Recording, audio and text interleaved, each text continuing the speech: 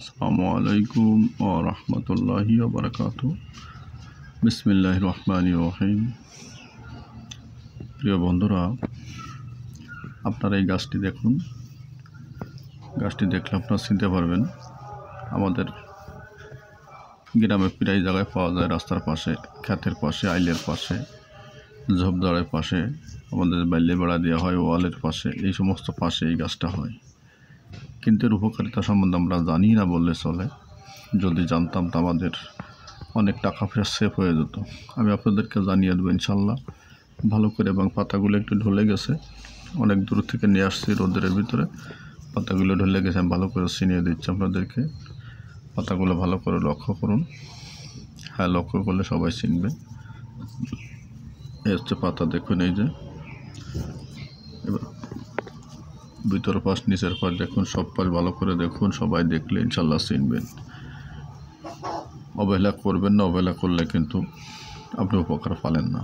তাই সবাই ভালো করে চিনুন। এই গাছের এই যে ফল দেখুন, এই আর কয়দিন পরে ফলটা নিজে নিজে ফেটে যাবে, চড়াত চড়াত করে ফেটে যায়। এর ভিতরে আপনার সরিষার মতন বীজ আছে, সুন্দর। অনেকে টবে এই গাছটিকে চাষ করেন। এই গাছটির নাম হচ্ছে দীপ্তলুচি গাছ। দীপ্তলুচি গাছ, দীপ্তলুচি গাছ। হ্যাঁ, আপনাদেরকে নাম বলে দিলাম। আপনারা দয়া করে আমার চ্যানেলটি সাবস্ক্রাইব করে ভিডিওটি শেয়ার করে সবার মাঝে ছড়িয়ে দেবেন। কী উপকার করে শুনুন। হঠাৎ করে কোনো লোক কাজকাম করতে গেছেন, হঠাৎ করে হাতটা কেটে গেলো অথবা পাটা কেটে গেলো, সামনে পরে গাছটা আপনি পাইছেন, দৌড়ে টান মেরে পাতা ছিঁড়ে হাতে ডলা দিয়ে লাগাই দেবেন। 1-2 সেকেন্ডের ভিতরে লাগাইতে পারবেন তো ইনশাল্লাহ রক্ত বন্ধ। অনেক লোক আছেন ফোড়া, ডাক্তারের কাছে যাওয়া লাগে, কবিরাজের কাছে যাওয়া লাগে, কোথাও যাওয়া লাগবে না। তো আপনার যাওয়া লাগবে না। আপনার কাছে যদি এই পাতা পান, এই গাছ পান, ধরে আপনি গাছটাকে টান মেরে উঠে নিয়ে আসুন। উঠে নিয়ে এসে ভালো করে পাটায় বাটা দেন, বাটা দিয়ে আপনার পুরো চারপাশে বাটিয়ে দেন, লাগাই দেন ভালো করে। ইনশাল্লাহ দেখবেন যে আপনি একবার লাগাইছেন, ইনশাল্লাহ পাকে যাবে। যদি একবারে না পাকে আপনি 2বার লাগান, 2বারও যদি না পাকে 3বার লাগান, ইনশাল্লাহ 3বারে বেশি লাগবে না। যদি আপনার দীর্ঘদিন ফোড়া হয়ে থাকে, ইনশাল্লাহ আপনি ব্যবহার করুন, দেখবেন ইনশাল্লাহ কাজ হয়ে গেছে। অনেকের হাতে, পায়ে, গায়ে, শরীরে যেখানে সেখানে আপনার শুয়াপোক লাগে, শুয়াপোক। এই শুয়াপোক লাগলে কি করবেন, এই গাছটাকে টানবারে উঠে নিয়ে আসবেন, আইনে ভালো করে বাটা দিবেন। বাটা দিলে দেখবেন যে আপনার লালা লালা হয়ে গেছে। আপনার যেখানে শুয়াপোকা লাগিয়েছে ঠিক ওইখানে গাছটা ধরে অবস্থায় বাঁধে রাখবেন। বাটা দিয়ে যেটুক হয়েছে সেটুক বাঁধে রাখবেন। কিছু সময় পরে আপনি টানবারে উঠবেন, দেখবেন যে আপনার ওই গাছের ওই লালার সাথে আপনার শুয়োর কাটা ইনশাল্লাহ উঠে চলে আসবে। এরকমের জিনিস এই গাছ।